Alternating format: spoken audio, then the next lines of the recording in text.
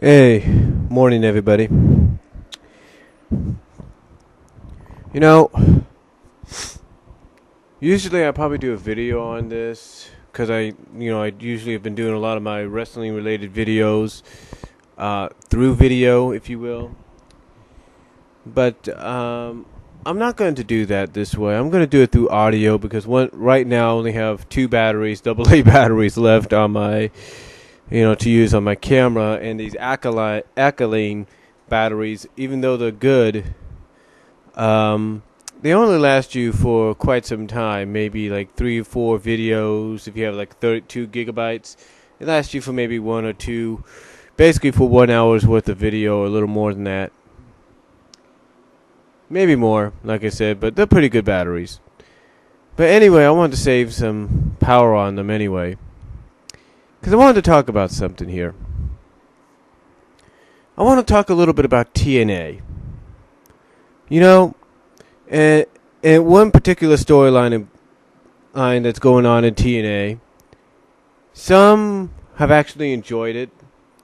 Some feel it's unnecessary, that it's just going to lead to something that we don't want to see, while others are saying that it makes it more intriguing to at least see one more match. And what I'm talking about is the whole Sting, Hogan, and Bischoff storyline in TNA. Originally, when Mick Foley was there, it was Sting's goal to get Hogan and Bischoff out of TNA, along with possibly Mick Foley's help and all that.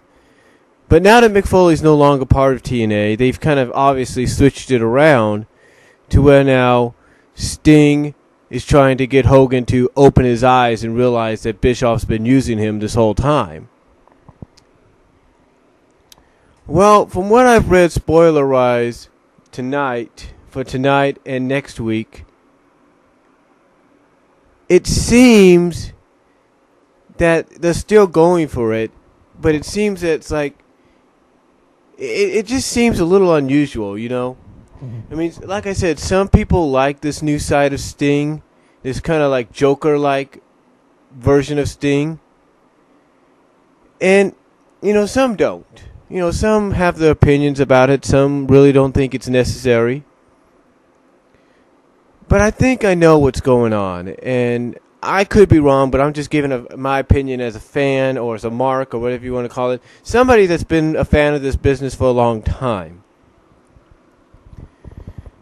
Now, again, apparently the new storyline is the fact that is the fact that Sting is trying to open Hogan's eyes and make him realize that Bischoff is using him. That Bischoff's only out for himself. Well, here's the thing. If that does happen, if that is the case, how's it going to occur? How is Hogan going to finally open his eyes and realize, oh my God, for 17 plus years, Eric Bischoff's been lying to me? How's that going to happen? Is it going to happen in the next few months? I think the most logical chance for this whole situation to come to a close and to an end is most likely going to be Bound for Glory. I mean, there's no doubt about it. I mean, when you think about it, Bound for Glory is TNA's WrestleMania. So what better way for Sting, I guess storyline-wise, to get Hogan to finally open his eyes and realize Bischoff has been using him and lying to him and all that, than to have it occur at Bound for Glory 1 year after the whole Immortal thing came to pass? What better way to do it? Because when you think about it, guys, or should I say guys and gals, it kind of makes sense. And we've had Hogan versus Bischoff before, and it was all right, except they had Bischoff backing Billy Kidman. No offense against Billy Kidman, I liked the guy. I liked how the guy performed in the ring, but trying to put him over on Hulk Hogan really wasn't that good of a thing. You know what I'm saying? But still, they had that before. So what's the biggest difference here? Well, the biggest difference, it's now Sting who's trying to open up Hogan's eyes.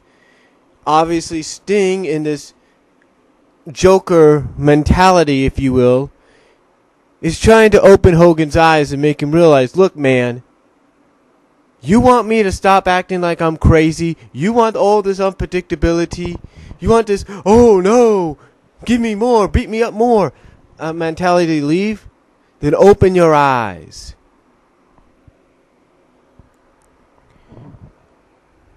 You know, that's what it seems like to me, folks. That's what it seems like to me, that apparently that's what this whole Sting, Hogan, Bischoff storyline is leading to. Now, the reason, I don't know why they had Anderson involved a couple weeks ago before Sting lost the title to him. My only guess is maybe Sting in this new persona is trying to get someone like Anderson maybe to realize, hey, you're not really champion material, that you're actually nothing more than a follower, a sidekick, and that you just can't come to another organization because you blew it in another one. Maybe that's the situation with Anderson. I'm not really sure. But all things are pointing towards Anderson and Angle having a match for the championship down the line.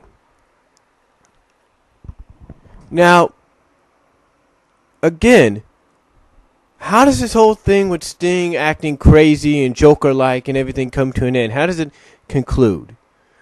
Well, like I said, the obvious choice, the obvious time that it's going to conclude is come Bound for Glory. Because if you think about it, it would be ironic and it would be kind of poetic justice that the whole immortal thing started at Bound for Glory and now it's going to end at Bound for Glory. That this whole Bischoff-Hogan relationship started in Florida, started possibly in Orlando, and it might end in Orlando. Or this whole Bischoff-Hogan thing started in Daytona, it may end in Daytona. Who knows? It all depends on where they have Bound for Glory. But honestly, folks, I have to say this whole new side of Sting is kind of intriguing. It's very interesting, very compelling. But, you know, there are fans out there right now that, as I speak, they don't like this whole situation. I mean, they all know what it's leading towards, and they don't like it. They don't like the fact that it's leading towards Sting and Hogan one last time. And this time possibly being with Hogan, like I said, realizing at the end that Bischoff had been using him. Bischoff has been lying to him. You know, the way TNA, aka Impact Wrestling, is going sometimes, it makes me wonder, storyline-wise, if they're just going to finally have Bischoff come out and admit that he's using Hogan, he's using Impact Wrestling to turn it into the next WCW. I wonder if that might be the reason, the way TNA is. Well, with this whole storyline, people liking it and some people not liking it, that might be part of it. That might be added in there sometime down the line. I mean,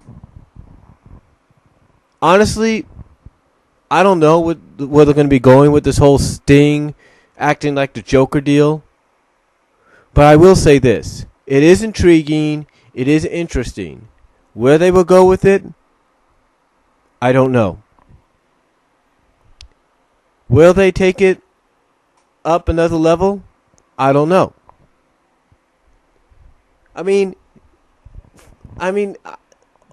right now, all clues right now for Sting's next pay-per-view match, all clues are pointing towards Hardcore Justice, possibly against Abyss.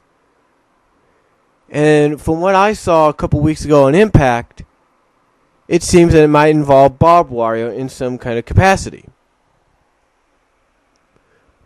But again, how far do you take this new side of Sting? How far do you take it? Will it pay off with the eventual Hogan-Sting match and possibly a Bound for Glory? Is it going to pay off that way? Will it pay off?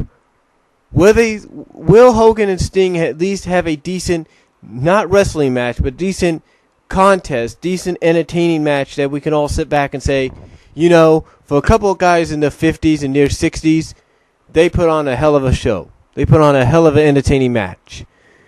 Will it at least pay off to that? I don't know, folks. It's hard to say. But I will say this. The Sting Joker situation right now, gone cuckoo kind of deal. It is intriguing. It is interesting. I mean, they even got Kurt Angle, and this is upcoming in an episode of Impact, questioning Sting's mindset, saying that he's gone off the deep end. So, the only question that I have, again, and it's the same thing that everybody else has, is this going to pay off with the possible eventual match being at least decent and entertaining to what we can say, yeah, that was a good one. That was a good last encounter possibly between Hogan and Sting. Will it at least pay off for that? And will it pay off with what Sting's trying to accomplish? And that's get Hogan away from Bischoff and get Bischoff out of TNA. Will that achieve it? We don't know. Only time will tell. Because like many have said, TNA has done things like this similar in the past. And just like they have done similarly in the past with things like this, they've dropped the ball. There have been few times that they have actually gone forward and gone through with what they said they were going to do and made it worthwhile.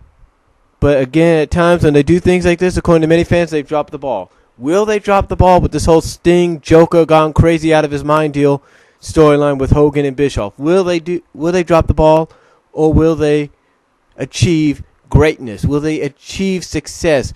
Will it all pay off with possibly an eventual decent, entertaining match between these two? Only time will tell. And just like with a certain comic book event, we're just going to have to wait till October and Bound for Glory to possibly find out that answer. And that's all I'm going to say on this whole Sting, Hogan, Bischoff storyline in TNA, where Sting's acting Joker crazy-like. Comment down below if you like.